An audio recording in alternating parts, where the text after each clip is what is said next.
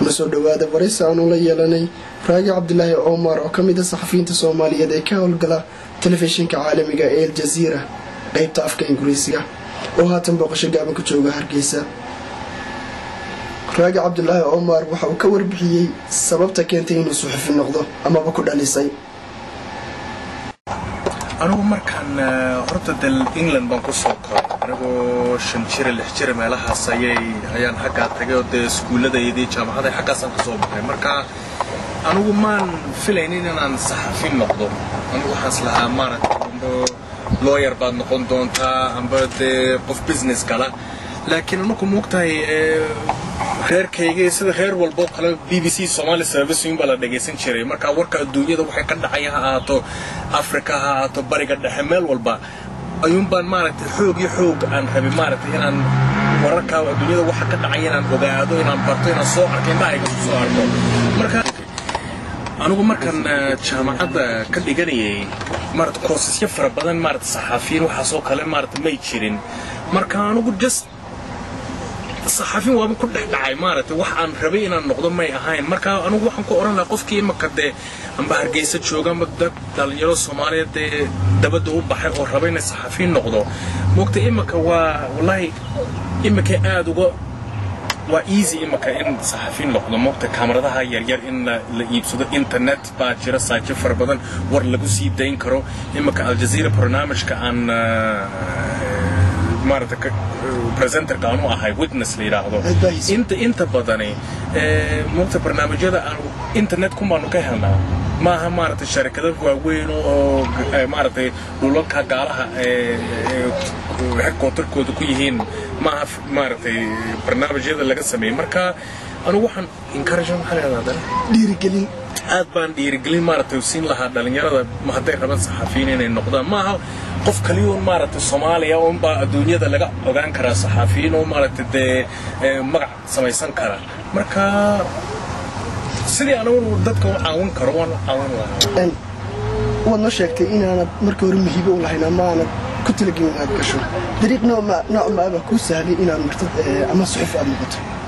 anigu wallahi waxa ii sahlay barigii wadanka dagaalka markuu ka dhacayay 1988 89 1990 maaragtay ayaan jaamacadda ka soo baxay England jaamacadda Oxford la yiraahdo anigu magac way leedahay waa la ogyahay laakiin taas muhiim ma aha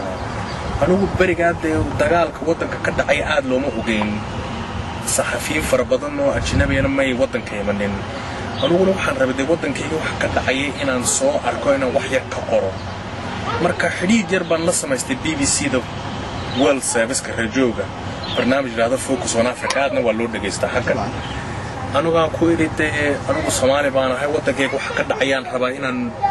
adduunyada dadka maarta ogaansiiyo marka anigu baa ajalad yar iyo microphone yar la himi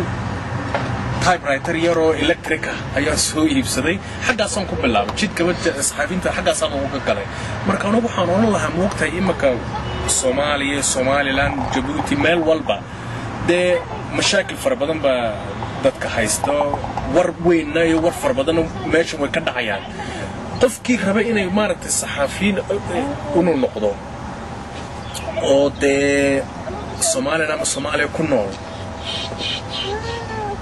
waa easy imaka maaragtay in war la duubo qof la wareysto internetka laga qoro maaragtay wixii dhacay saasay jidka moogtay saxafiyiintu waxa la yiraahdaa Ingiriisiga waxa yiraahdaan waa you make your own luck hal Soomaali adiga يعني هو ميد على ضد دلال أتسمسك كحرا أنت. أما بد ما يحشد هذا لك يا عداد ربنا لك نقطة. أديك لك كذا جوينا عضو السمايسها. يا مركانو بس سامنا يقول دعم ما هم مرت وحن كرتشيني وحن ربي أنو بلك قف صومالي يود حاجة كنا له ودن كودي نصيبه حلي وي. موقت نصيب كنا ده إلهي بكحرا تحيا. أنا قلنا إلهي ده الحمد لله نصيب كويسي. لكن بقول كي بس صدق عم بقفر هذا النصيب كاس كم إذا هلان ده الحمد لله لكن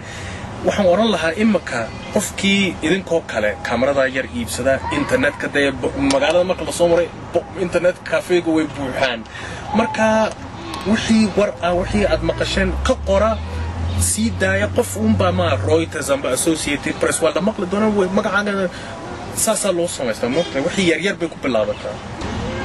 raaga marka la maqlo waxa la xasuusanaya dagaaladii Ciraaq oo kale dabcan buug baad ka bartay waxa maankooda ku soo dhacay tibintii Afghanistan Mareykanka waqtigii dagaaladii Afghanistan dabcan dhacdooyin kale oo lamid ah kuwaas ay dadka maankooda ku soo dhacay horta maxaa nooga tilmaami kartaa tii aad buug ka qortay oo kale anigu de moogtahay markaan magaaladii Baghdad waxay ciidanka Mareykanka waxay qabsadeen caasimada Baghdad April 9 April 2003 ayay ciidanka Mareykanka magaalada caasimada Baghdad ay qabsadeen Soomaa anigu magaalada waxaan ka baxay anigu 14 ka bacdi ayaan joogay markaasaan anigii afar dhalinyaro kale Ingiriisiga gaari aanu ka haysnay wadada dheer Baghdad ka baxaysa ilaa Amman Jordan ayaan galnay markaan baxayay reportkii ugu dambeysay anigu waxaan ogeynaa arrintani sidoo kuma dhamaan doonto moogtahay Ciraaq 7 sanadood baan joogay intaan dagaalku dhicin dhalinyaro fara badan oo Soomaaliyeed way joogeen baryahaas dawladda Saddam Hussein way u ogolaaday qofkii baasaboor Soomaali haystay inuu wadanka soo galo dhulka Carabi waa muslimiin waa loo furay dhulka fara badan Carabta kalena way jidkaas way xidhnay Soomaaliyeed rabay inay dhulka Carabta tagaan marka anigu waxay u qaateen de qof ajnabi ah saxafiin ajnabi ah ma qaadeen Iraaqiinta la joogay qof kale muslina Soomaali aad bay soo dhawaayeen marka runtii haddaan u eego saxafiinta kale aan la joogay ahaa BBC amba CNN meelahaas ka yimaadeen sida uma gali karayaan de moogtahay dalkii dhaqankii Iraaqiinta marka anigu waan ogaaday waa la arki karayaa marka qof guriga Iraaqiinta la joogtay dad fara badan Saddam Hussein may jeclayn wadanka taas waa waadax Soomaa laakiin wax laga sii nacab qof Cristiano dabada ka yimi oo de wadanka duul ku yimi by force inay xukumaan waa isticmaaltaas qof walba ay hadda wala sunni wala shiica waxay rabaan marka arintaas qof walba adduunyada waa la arki karay everybody ba arkay waxani wax xurriye ah oo de freedom sidoo President Bush yiri ma marka kalmad kale aan ku dari karo ma haas anigu maalintaas exactly sidaan u arkay wax isbedelay ma jirto dil iyo baaba ma aha wax alla wax faa'iido dagaalka ka yimid ma jirto tan Afghanistan waa isku laakiin